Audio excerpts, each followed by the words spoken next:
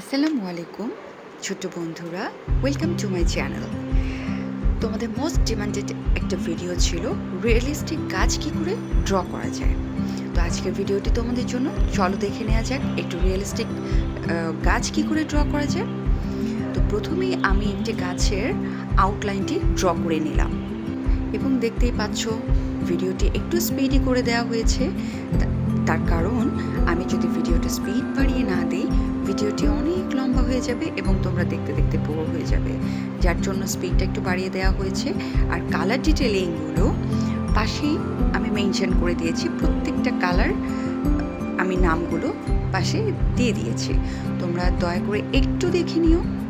First আমরা dark colour দিয়েছি, তারপরে ধীরে ধীরে লাইট কালারগুলোতে আমরা শিফট করেছি। আরেকটা গুরুত্বপূর্ণ বিষয় তোমাদের অবশ্যই মনে রাখতে হবে, তোমরা যে মিডিয়ায় ইউজ করো না কেন, সেটা অয়েল প্যাস্টেল কালার হোক, পেন্সিল কালার হোক, ওয়াটার কালার হোক, কখনো কালার ডিরেকশন চেঞ্জ করা যাবে না।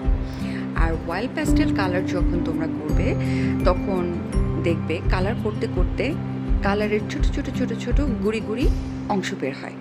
তো এই অংশগুলোকে কখনোই হাত দিয়ে রাবিং করা যাবে না, এতে ছবি ম্যাসআপ হয়ে যাবে এবং ছবির অন্যান্য অংশগুলো নষ্ট হয়ে যাবে। অনেকেরই অয়েল প্যাস্টেলের ব্যাপারে একটা অবজেকশন থাকে যে তারা অয়েল প্যাস্টেল কালার দিয়ে যখন তারা ছবি আঁকতে যায়, পুরো পেপার নষ্ট হয়ে যায়। খাতার মধ্যে রাবিং করা এটি অন্যতম একটি কারণ ছবি নষ্ট হয়ে যাওয়ার, ও এটি কখনোই কোনোভাবেই করা যাবে না।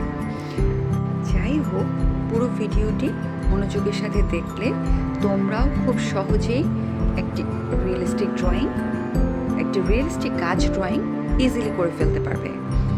তো ধৈর্য সহকারে পুরো ভিডিওটি দেখে নাও। Thank you.